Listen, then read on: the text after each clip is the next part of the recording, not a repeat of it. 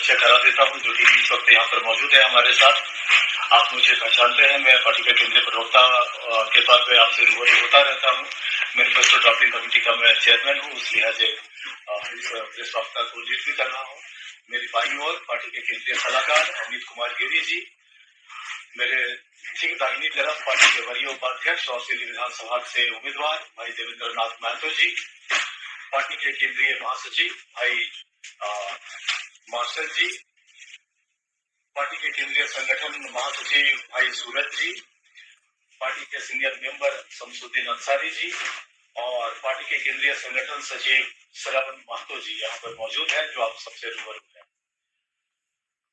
साथियों, आपको पता है कि विधानसभा चुनाव के मद्देनजर हर पार्टी अपना घोषणा पत्र जारी करती है और झारखंड लोकतांत्रिक क्रांतिकारी मोर्चा ने एक 5 सदस्यीय कमेटी बनाई थी और उस कमेटी में बतौर अध्यक्ष मैं मौजूद था।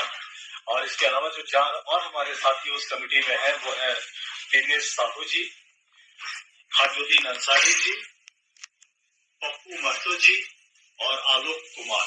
ये 5 लोगों की कमेटी बनी थी जिन लोगों ने मैनिफेस्टो ड्राफ्ट किया और इसके अलावा राज्य भर के हमारे जितने सीनियर कार्यकर्ता हैं और पदाधिकारी हैं उन लोगों से भी सुझाव मांगे गए थे और उन सभी के सुझावों को इस मैनिफेस्टो के अंदर शामिल किया गया है।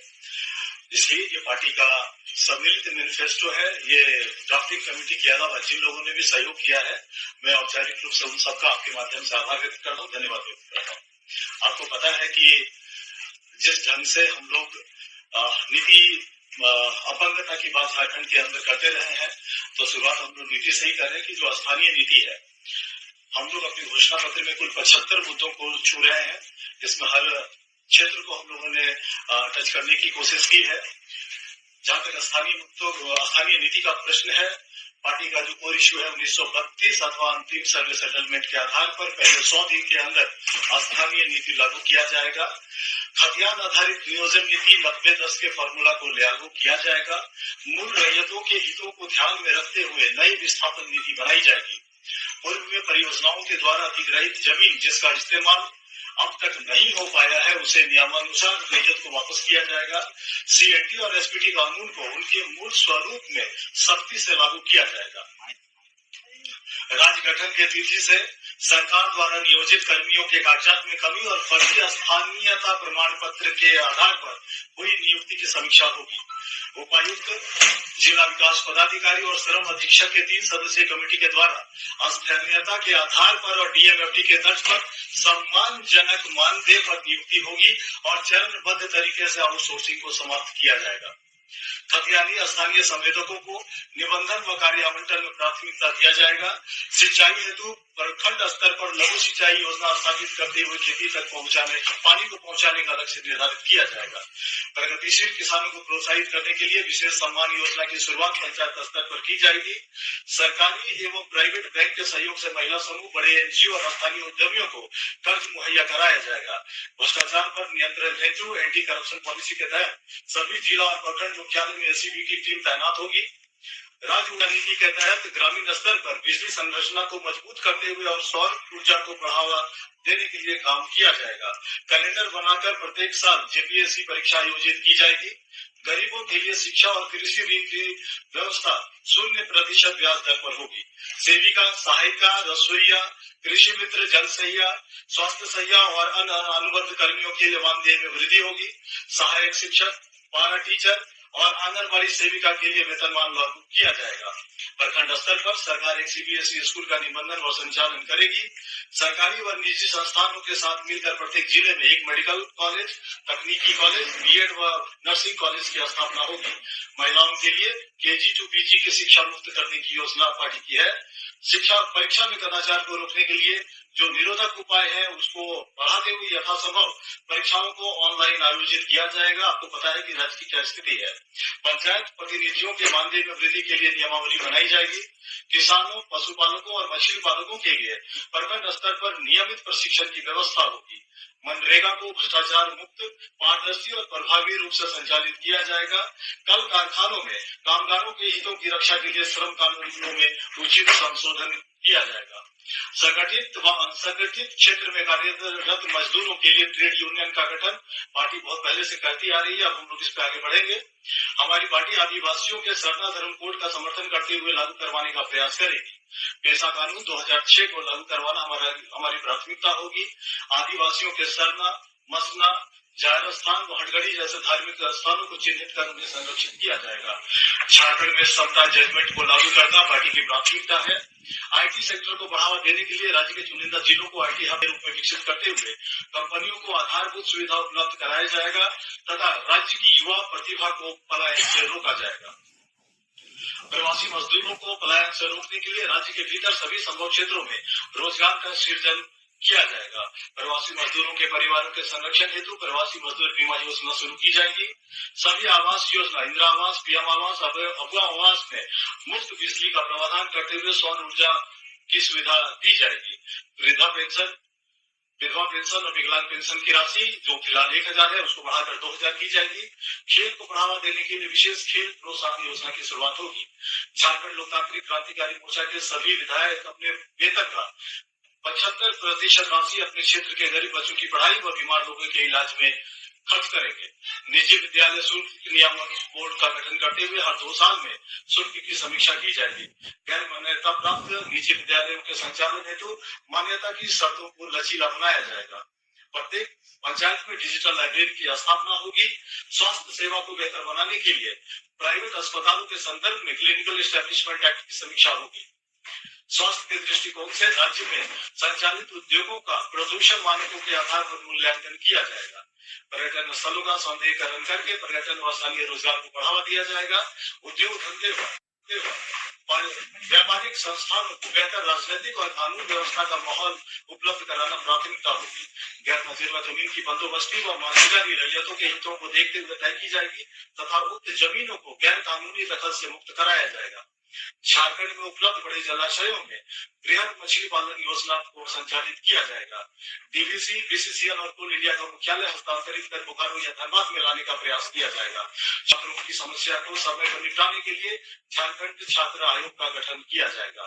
परीक्षाओं के पेपर लीक या उससे जुड़ी अनियमितताओं को रोकने के लिए तकनीकी व प्रशासनिक अधिकारियों का टास्क फोर्स बनाया जाएगा। पिछली सरकारों के ढोल रवैये के कारण पिछड़ चुके छात्रों को मौका देने के लिए चुनिंदा परीक्षाओं में उम्र सीमा में छूट दी जाएगी। झारखंड आंदोलनकारियों के पेंशन में बढ़ोतरी होगी। आंदोलनकारियों के आश्रितों को तृतीय व चतुर्थ वर्ग की नियुक्तियों में 5% आरक्षण दी जाएगी। आदिवासियों की परीक्षा के उत्थान के लिए विशेष प्रयास किए जाएंगे। झारखंड न्यायिक सेवा से जुड़े अधिवक्ताओं को सुरक्षा देने के लिए एडवोकेट प्रोटेक्शन एक्ट बनाया जाएगा।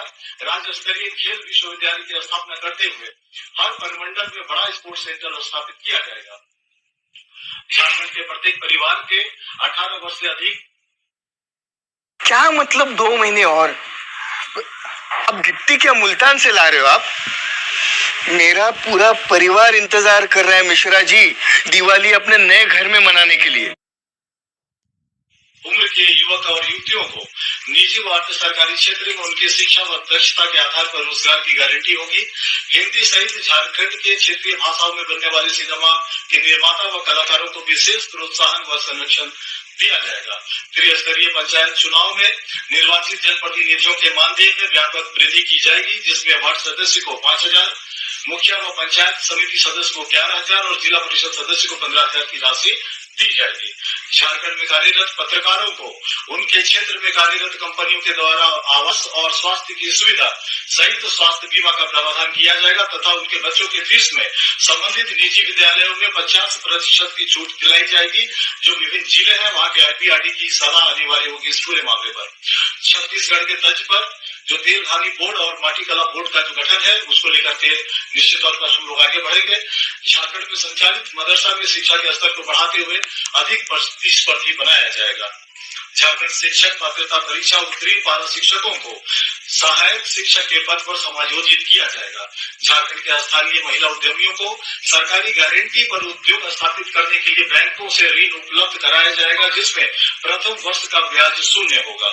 सरकारी नियुक्तियों का परीक्षाफल 2 चरणों में प्रकाशित किया जाएगा। पहले दिन जो 75% या जो तय होगी, जब सरकार बनेगी, जब नीति बनाया जाएगा, तो जो रेशियो तय होगा, कभी हम लोग 90-10 की बात करते हैं, कभी 75-25 की बात करते हैं, तो जब पावर में आएंगे जो उस वक्त तय होगा तो उसके अनुसार ये प्रतिशत होगा। लेकिन पहले दिन स्थानीयता के आधार पर झारखंड के अभ्यर्थियों की सूची जारी होगी और उसके अगले दिन शेष भारत की सूची जारी होगी और उनका परिणाम जारी होगा। 2 भागों में परिणाम को प्रकाशित करने का मकसद सिर्फ झारखंड के युवाओं को अतिरिक्त संरक्षण देना है। अतिरिक्त रोजगार सृजन के उद्देश्य से लेबर एक्ट में व्यापक बदलाव करते हुए कार्य अवधि को सभी क्षेत्रों में 8 घंटे तक सीमित करेंगे। उसके उपरांत सभी क्षेत्र में ओवरटाइम का चलन समाप्त किया जाएगा। परिणाम स्वरूप पहले से उपलब्ध जो अवसर है उस अवसर में 33% अधिक रोजगार का सृजन होगा। पूर्ववर्ती सरकारों के द्वारा संचालित जन कल्याणकारी योजनाओं की समीक्षा होगी और अंतिम व्यक्ति तक पहुंचने वाली वास्तविक योजनाएं जारी रहेंगी, उसमें कोई परिवर्तन नहीं किया जाएगा। खेती की मिट्टी की जांच के उपरांत फसलों का निर्धारण कर किसानों को संपन्न बनाया जाएगा। सरकारी अस्पतालों के संचालन के साथ साथ बेहतर सरकारी जांच केंद्र की स्थापना की जाएगी। स्थानीय नीति पर आधारित स्पष्ट नियोजन नीति बनेगी। झारखंड के गरीब छात्रों को निःशुल्क शिक्षा व छात्रवृत्ति दी जाएगी। झारखंड के स्थानीय संवेदकों को 30 करोड़ तक के सरकारी टेंडर दिए जाएंगे। झारखंड के पिछड़े समुदाय को 27% तक का जो आरक्षण है उसको लेकर हम लोग संकल्पित हैं। डीएमएफटी की समीक्षा करते हुए खनन क्षेत्र के प्रभावितों की जरूरत व सुविधा को प्राथमिकता दी जाएगी। झारखंड की कला संस्कृति को संरक्षित करने के लिए बृहद कला संस्कृति बोर्ड का गठन किया जाएगा ताकि झारखंड के कलाकारों को प्रोत्साहित व संरक्षित किया जा सके। साथियों, इस पूरे घोषणा पत्र को हम लोगों ने टॉप 10 जो हमारा विजन है, जो पार्टी का जो प्राथमिकता है, उसमें भी हम लोगों ने समाहित करने की कोशिश की है। अगर आप रिकैप जानना चाहें इस पूरे घोषणा पत्र का, तो उसको खतियान आधारित स्थानीय नीति व नियोजन नीति बनाई जाएगी। प्रभावित रैयतों के हितों को ध्यान में रखते हुए विस्थापन, मुआवजा व नियोजन की स्पष्ट नीति होगी। आउटसोर्सिंग को समाप्त करते हुए जिला स्तर पर स्थानीय बेरोजगारों को बेहतर मानदेय पर नियुक्ति होगी। राज्य में भ्रष्टाचार पर नियंत्रण के लिए एसीपी की टीम का जिला व प्रखंड स्तर पर प्रतिनियुक्ति होगी। सेविका, सहायिका, रसोईया, कृषि मित्र, जन सहिया, स्वास्थ्य सहिया, वार्ड सदस्य, मुखिया, पंचायत समिति सदस्य, जिला परिषद सदस्य के मानदेय में बढ़ोतरी होगी। सहायक शिक्षक, पारा टीचर व आंगनबाड़ी सेविकाओं के मानदेय लागू किया जाएगा। महिलाओं के लिए केजी टू पीजी की शिक्षा मुक्त होगी। साथ ही सभी पंचायतों में डिजिटल लाइब्रेरी होगी। सरना धर्म कोड, पेशा कानून का समर्थन के अलावा समता जजमेंट को लागू करना प्राथमिकता होगी। छात्रों एवं परीक्षार्थियों की समस्याओं के निपटारे के लिए झारखंड छात्र आयोग का गठन किया जाएगा। और साथ ही कुर्मी, घटवाल व अन्य समुदाय जिनकी कई दशकों से जो सूचीबद्ध होने की मांग रही है, उन्हें ईडब्ल्यूएस के तर्ज पर नया कॉलम परिभाषित कर विशेष संरक्षण दिया जाएगा। और अंत में, क्योंकि केंद्रीय अध्यक्ष का एक विशेष संदेश है राज्य के लोगों के लिए, उसे मैं पढ़ना चाहूंगा। उन्होंने राज्य की जनता को जोहार कहा है और उन्होंने ये कहा है कि आप सभी झारखंड वासियों से उनकी विनम्र अपील है कि झारखंड विधानसभा चुनाव 2024 में चुनाव लड़ रहे हमारे प्रत्याशियों को कैंची छाप पर बटन दबाकर उन्हें भारी मतों से विजयी बनाकर विधानसभा में भेजें।